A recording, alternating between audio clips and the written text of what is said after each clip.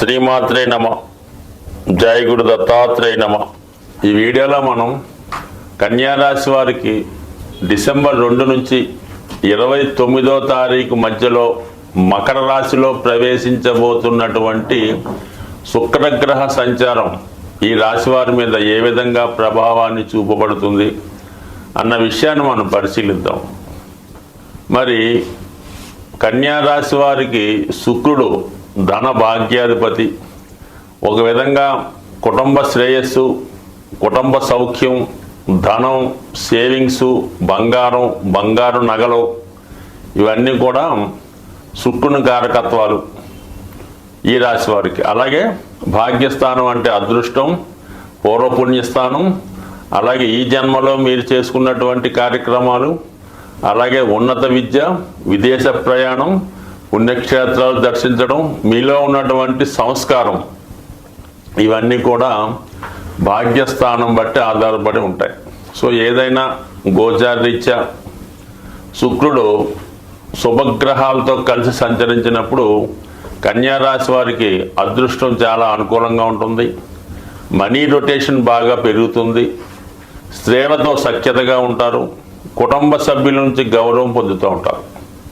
అదే శుక్రుడు పాపగ్రహాలతో కలిసి సంచరించిన, పాపగ్రహ రాశులతో సంచరించిన జాతకుడు స్త్రీ సౌఖ్యం కోల్పోతాడు. ఆలోచన శక్తి నశిస్తుంది. విచక్షణ జ్ఞానాన్ని కోల్పోతూ ఉంటాడు. ఎప్పుడు ఏ విధంగా ప్రవర్తిస్తాడో కూడా జాతకుడికి తెలియని విధంగా ఈ శుక్రస్థితి ఉండడం జరుగుతుంది. మరి ప్రస్తుతం ఈ శుక్రుడు మిత్రరాశి అయినటువంటి మకర రాశిలోకి పంచమ స్థానంలోకి ప్రవేశించడం జరిగింది.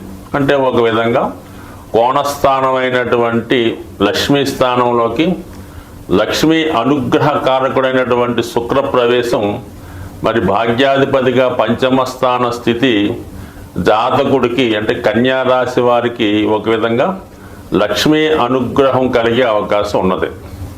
ఇది ఎక్కువగా కన్యారాశిలో ఉన్నటువంటి కళారంగం, టీవీ, మీడియా అంటే ఎక్కువ ఈ కన్యారాశిలో చిన్న చిరు ఉద్యోగులు, చిన్న వ్యాపారస్తులు, అలాగే సినిమా, టీవీ, మీడియా రంగంలో వివిధ వృత్తుల్లో ఉన్నటువంటి వాళ్ళు అంటే ఎక్కువగా ఈ కెమెరామాన్లు, యాంకర్లు, ఎడిటర్లు వీళ్ళందరూ కూడా ఈ రాశిలో ఉంటారు.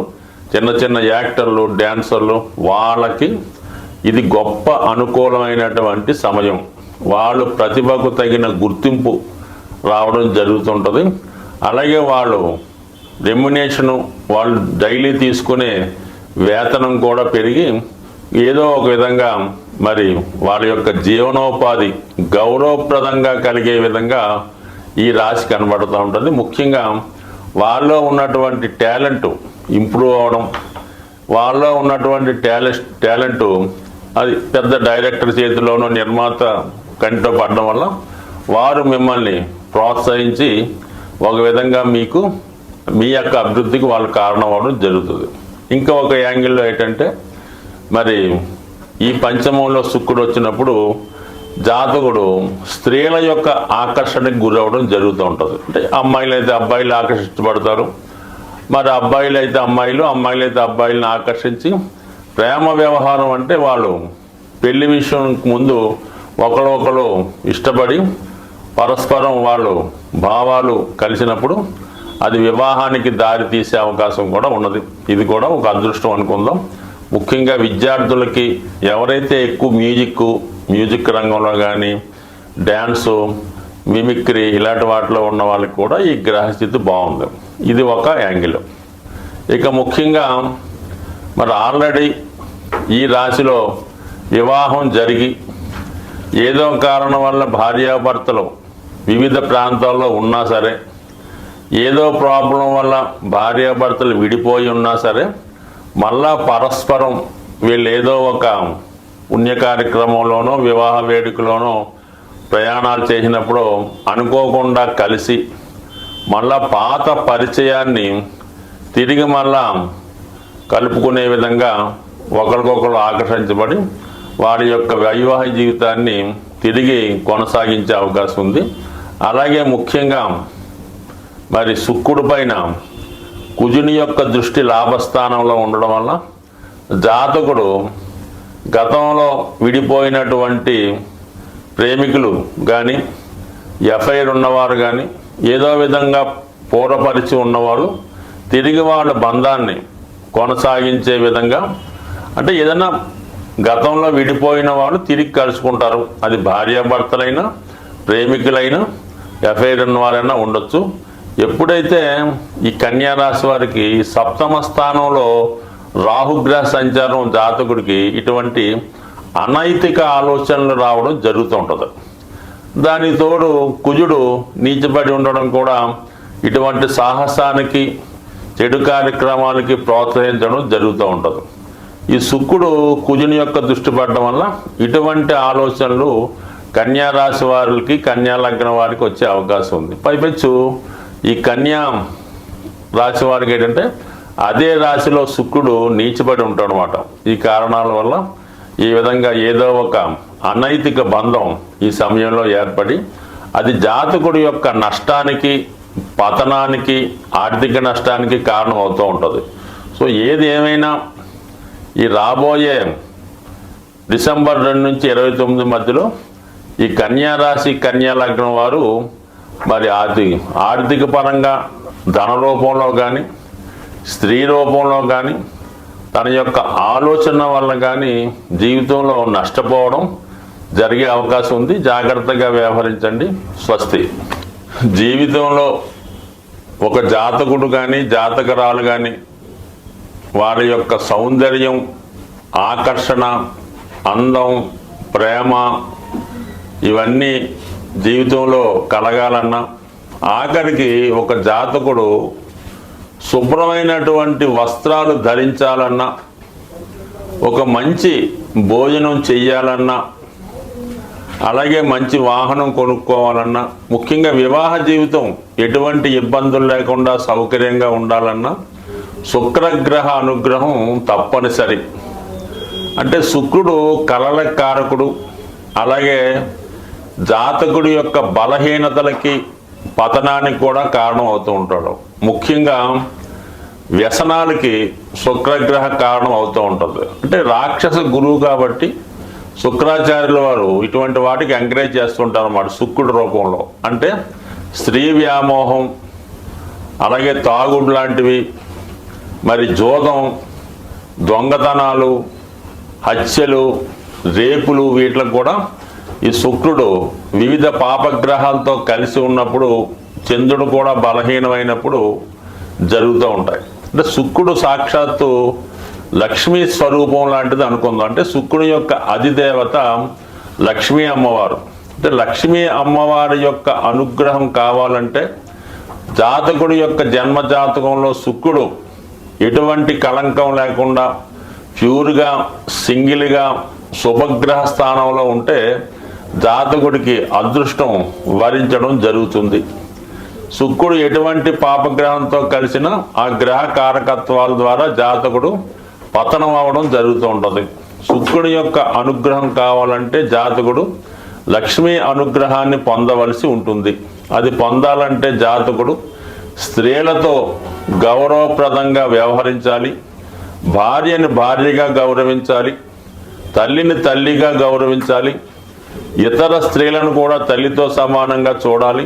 అలాగే తన కుటుంబంలో ఉన్నటువంటి కోడలను కానీ, కుమార్తెను కానీ, మదర్ను కానీ, చెల్లెళ్ళను కానీ, అక్కలను కానీ దేవతా స్వరూపంగా కొలిచి దానికి అనుగుణంగా వాళ్ళకి వివిధ రూపాల్లో ఎటువంటి ఇబ్బంది రాకుండా, వాళ్ళకి బాధ, కష్టం రాకుండా ఖచ్చితంగా వాళ్ళకి అన్ని సౌకర్యాలు కల్పించాలి. జాతకుడికి ఉన్నా లేకపోయినా వాళ్ళకి బట్టలు, నగలు, సమయానికి వివాహం చేయడం ఇవన్నీ కూడా సమకరించినప్పుడు జాతకుడిలో ఉన్నటువంటి శుక్రగ్రహం యాక్టివేట్ అయి జాతకుడికి శుభ ఫలితాలు రావడం జరుగుతూ ఉంటుంది.